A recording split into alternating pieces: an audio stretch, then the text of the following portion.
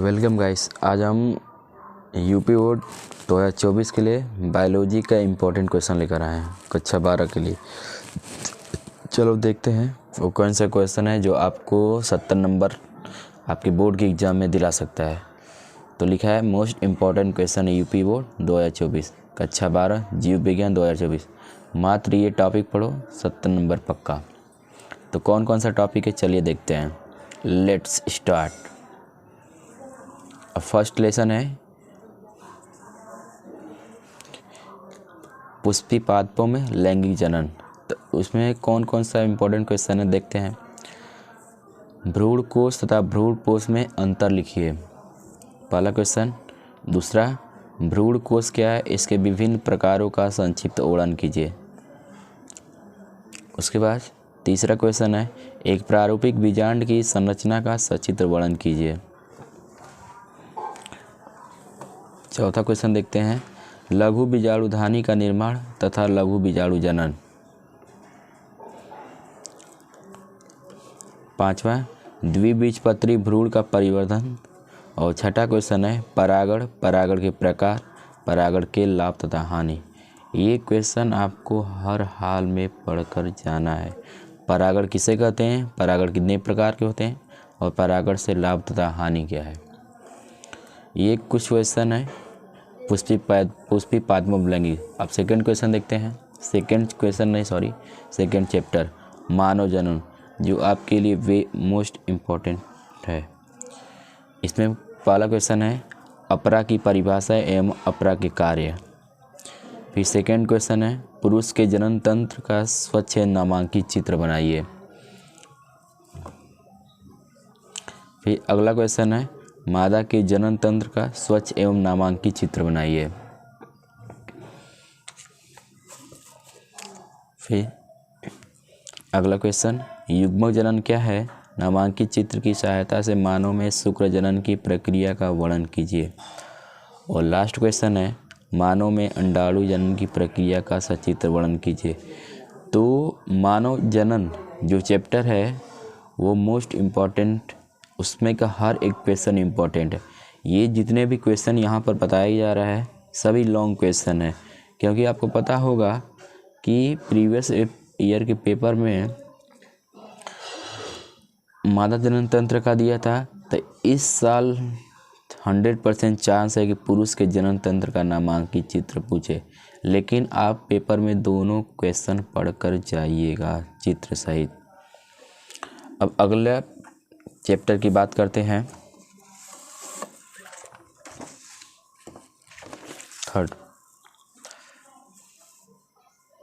Third chapter है जनन स्वास्थ्य। इसमें IVF तकनीक पर टिप्पणी लिखिए। ये मोस्ट इम्पोर्टेंट क्वेश्चन है, ये मोस्ट इम्पोर्टेंट। IVF तकनीक पर टिप्पणी। अगला जनसंख्या विस्फोट एवं निवारण पर संबंध लिखिए। ये क्वेश्चन तो आप बहुत सरल है, आप बनाकर भी लिख सकते हैं। अगला डाउन और टर्नर सिंड्रोम पे टिप्पणी लिखना है। मतलब ये जो गुणसूत्र रिलेटेड डिजीज हमारे शरीर में होती है उसको कैसे रोका जाए, वो कैसे फैलता है, इसके बारे में लिखना है। फिर अब चौथा चैप्टर देखते हैं वंशागति तथा विविधता के सिद्धांत। इसमें देखते हैं कौन कौन सा क्वेश्चन इम्पोर्टेंट है। पहला जीन रूप सदृश रूप लक्षण पर टिप्पणी लिखिए। मतलब कि जीनोटाइप और फिनोटाइप से आप क्या समझते हैं उसके बारे में बताना है। अगला क्रॉसिंग ओवर क्या है। ये तीसरा क्वेश्चन स्वप्रभाविता पर टिप्पणी। ये क्वेश्चन हर साल अल्टरनेट करके पूछ रहा है, तो ये वेरी इंपॉर्टेंट है। स्वप्रभाविता पर टिप्पणी लिखिए। अगला प्रभाविता तथा अप्रभाविता में अंतर। उसके बाद आनुवांशिक रोग क्या है, मेंडल के वंशागति का नियम। ये तो अगर आप मेंडल से रिलेटेड चैप्टर पढ़ रहे हैं तो उन मेंडल के तीनों नियम आपको हर हाल में याद होने चाहिए, मेंडल के वंशागति के नियम। और इसके बाद अगला क्वेश्चन है लिंग सहलग्न गुणों से आप क्या समझ रहे हैं।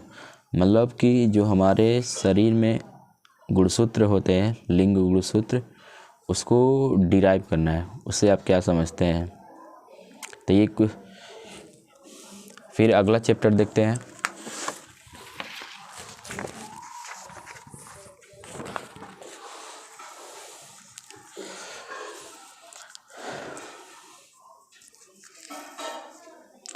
ये है अगला चैप्टर, वंशागति का आणविक आधार। अब इसमें डीएनए एवं आरएनए में अंतर, ये तो आपको हर हाल में पढ़ के जाना है और ये बहुत सिंपल सा क्वेश्चन भी है। अगला, डीएनए अंगुली छापी क्या है, इसकी उपयोगिता पर निर्भर है। मतलब डीएनए फिंगर प्रिंटिंग क्या होता है और इसका उपयोग हम क्या करते हैं। अगला क्वेश्चन, मानव जीनोम प्रोजेक्ट पर टिप्पणी। जीनोम प्रोजेक्ट क्या है, उसके बारे में बताना है। फिर अगला है, डीएनए की संरचना के वाटसन एवं क्रिक मॉडल को उपयुक्त चित्र बनाकर समझाइए तथा इसके कार्य का वर्णन कीजिए। मतलब वाटसन और क्रिक द्वारा जो डीएनए का डबल हेलिक्स मॉडल है उसका स्ट्रक्चर बनाना है और उसका क्या कार्य है वो भी लिखना है। फिर अगला, कार्य के आधार पर आरएनए कितने प्रकार के होते हैं, वर्णन कीजिए। तो आरएनए कितने प्रकार के हैं वो बताना है। अगला, आनुवांशिक कोड क्या है, इसकी मुख्य विशेषताएं लिखिए। ये क्वेश्चन हमारे तरफ से आप ज़रूर पढ़ के जाइएगा। मैं कहता हूँ इस साल के पेपर में ये ज़रूर आएगा। आनुवांशिक कोड क्या है, इसकी मुख्य विशेषताएं लिखिए। फिर अब अगला चैप्टर देखते हैं, वेरी इंपॉर्टेंट, मानव स्वास्थ्य तथा रोग। उसमें एल्कोहल ड्रग्स के दुरुपयोग पर टिप्पणी लिखिए। मतलब एल्कोहल जो हम पीते हैं, जो मानव पीता है, और ड्रग्स जो लेते हैं उसका क्या दुरुपयोग है वो लिखना है। फिर प्रतिजैविक से आप क्या समझते हैं, किन्हीं दो प्रतिजैविक का नाम। मतलब कि जो शरीर से लड़ने की जो प्रतिजैविक का मतलब होता है जो हमको ऊर्जा प्रदान करे, शक्ति प्रदान करे। अब ऐसे प्रतिजैविक का नाम लिखना है जो हमको ऊर्जा प्रदान करता है। प्रतिजैविक से आप क्या समझते हैं, किन्हीं दो प्रतिजैविक का नाम लिखें। फिर अगला, मलेरिया रोग के रोगजनक, रोगवाहक, लक्षण तथा उपचार लिखिए। मैं कहता हूँ अगर रोग में से लॉन्ग क्वेश्चन बनाएगा तो यही बनेगा, मलेरिया रोग के रोगजनक, रोगवाहक, लक्षण तथा उपचार लिखिए। फिर अगला क्वेश्चन देखते हैं, टाइफाइड का कारक, लक्षण तथा रोकथाम। मतलब टाइफाइड कैसे फैलता है, इसके लक्षण क्या है और इसके रोकने का उपाय। फिर अगला, निम्नलिखित में से किन्हीं दो मानव व्याधियों के कारक, लक्षण, उपचार एवं बचाव के उपाय का वर्णन। मतलब दो रोगों का लक्षण, उपचार एवं बचाव। पहला डेंगू ज्वर, दूसरा निमोनिया। निमोनिया पता ही है आपको, बच्चों में होता है। डेंगू तो बहुत इम्पोर्टेंट पार्ट है, जिसको पढ़ना ही पढ़ना। फिर लास्ट क्वेश्चन देखते हैं,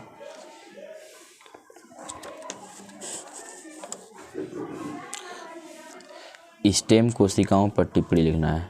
मतलब स्टेम कोशिका क्या होती है उसके बारे में लिखना है, स्टेम कोशिकाओं पर टिप्पणी। अब अगले चैप्टर की ओर चलते हैं।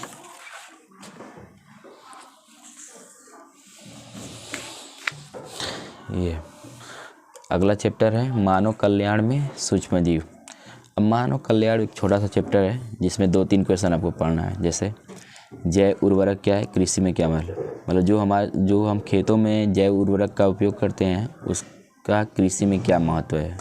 अगला, बायोगैस जिसे हम गोबर गैस कहते हैं वो क्या होता है, इसका डिफिनीसन लिखना है। ग्रामीण क्षेत्र में बायोगैस के 2 उपयोग, मतलब गाँव में इसका क्या उपयोग होता है, 2 बायोगैस का ग्रामीण क्षेत्र में क्या उपयोग है वही लिखना है। अगला, माइकोराइजा पर टिप्पणी। ये इम्पोर्टेंट क्वेश्चन है जो 2 नंबर में ज़रूर आएगा। माइक्रोराइजा पर टिप्पणी लिखिए। फिर अगला चैप्टर है, जैव प्रौद्योगिकी सिद्धांत एवं प्रक्रम। अब इसमें डीएनए लाइगेज पर संक्षिप्त टिप्पणी लिखना है और एक पीसीआर पर टिप्पणी लिखिए। ये इम्पोर्टेंट क्वेश्चन है जो हमेशा टिप्पणी के रूप में पूछा जाता है। पीसीआर पर टिप्पणी लिखिए। अगला, प्लाज्मिड वेक्टर पर टिप्पणी लिखना है, ये आप लोग ज़रूर पढ़ लीजिएगा। प्लाज्मिड वेक्टर पर टिप्पणी लिखिए। अब अगले चैप्टर पे चलते हैं।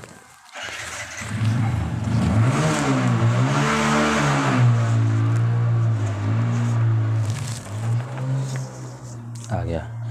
अगला चैप्टर है, बहुत मोस्ट इम्पोर्टेंट चैप्टर है, जैव प्रौद्योगिकी मतलब बायोटेक्नोलॉजी के बारे में जो दिया है इसमें।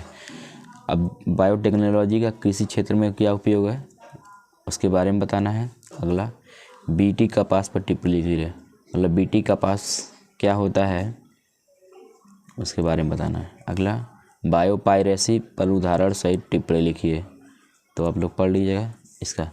जैव प्रौद्योगिकी का मानव स्वास्थ्य के क्षेत्र पे अनुप्रयोग, जैव प्रौद्योगिकी का मानव स्वास्थ्य के क्षेत्र में अनुप्रयोग, मतलब बायोटेक्नोलॉजी का स्वास्थ्य के क्षेत्र में क्या उसका अनुप्रयोग है वो बताना है। अगला पुनर्संयोजक डीएनए प्रौद्योगिकी क्या है, आनुवांशिक अभियांत्रिकी के मानव हित में 4 अनुप्रयोग, मतलब पुनर्संयोजक डीएनए रिकॉम्बिनेंट डीएनए क्या होता है, और आनुवांशिक अभियांत्रिकी मतलब जेनेटिक साइंस में इसका क्या उपयोग है वो लिखना है। अगला मानव इंसुलिन पर टिप्पणी लिखिए, तो आप इंसुलिन जानते हैं डायबिटीज के बारे में लिखना है वह लिख ले पढ़ लीजिएगा। फिर अगला जीव और पर्यावरण, जीव इसमें की स्टोन जातियों पर टिप्पणी लिखिए। ये क्वेश्चन यूपी बोर्ड के सिलेबस से हटा दिया गया है, फिर भी आप लोग इसको पढ़ ही लीजिएगा, की स्टोन जातियों पर टिप्पणी। उसके बाद सहोपकारिता और परस्परता पर टिप्पणी लिखिए, ये मोस्ट इम्पॉर्टेंट क्वेश्चन है। सहोपकारिता अथवा परस्परता पर टिप्पणी लिखिए।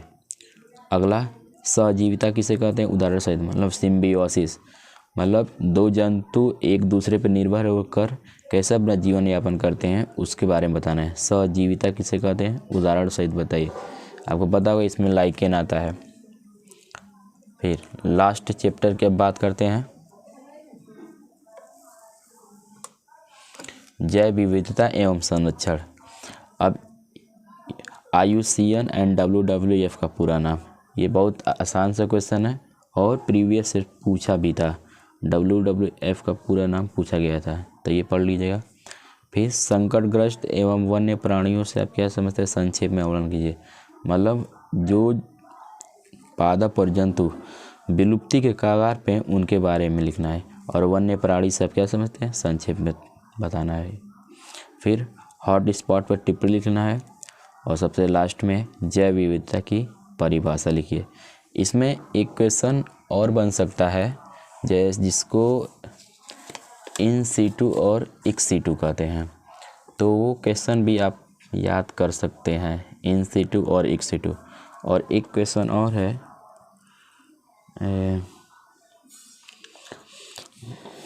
उत्तर प्रदेश के राष्ट्रीय उद्यान का नाम, उत्तर प्रदेश के राष्ट्रीय उद्यान का नाम तेलंगाना क्या है, आपको पता होगा, दुधवा राष्ट्रीय उद्यान। और स्थित कहाँ है, लखनऊ में, लखनऊ राज्य में। अगर जगह की बात करें, तब लखीमपुर खीरी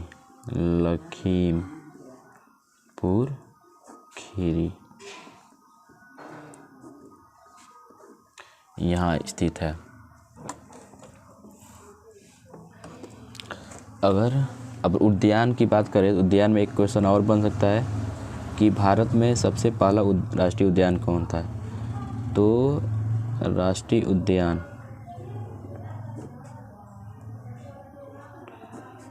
पहले की बात कर फर्स्ट नंबर पे है जिम कॉर्बेट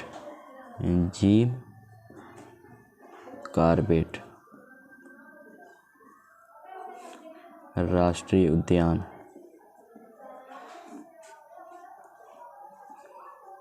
जिम कॉर्बेट राष्ट्रीय उद्यान जो कहाँ है, असम में। तो ये आप लोग को पढ़ना है। तो ये अगर वीडियो अच्छी लगी तो प्लीज़ एक लाइक और सब्सक्राइब कीजिए। Tata bye bye. Thank you.